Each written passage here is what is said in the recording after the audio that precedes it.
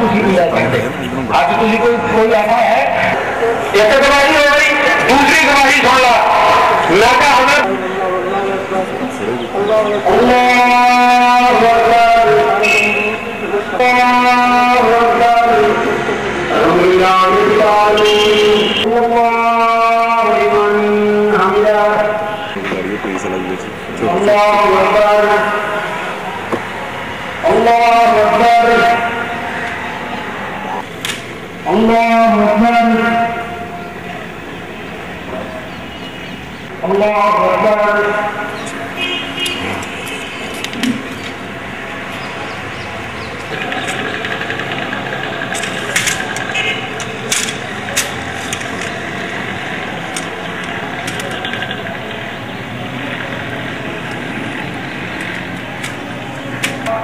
السلام علیکم ورحمۃ اللہ۔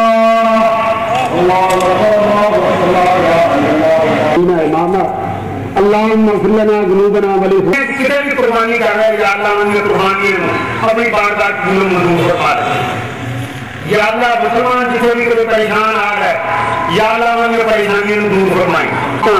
اور کتنے تو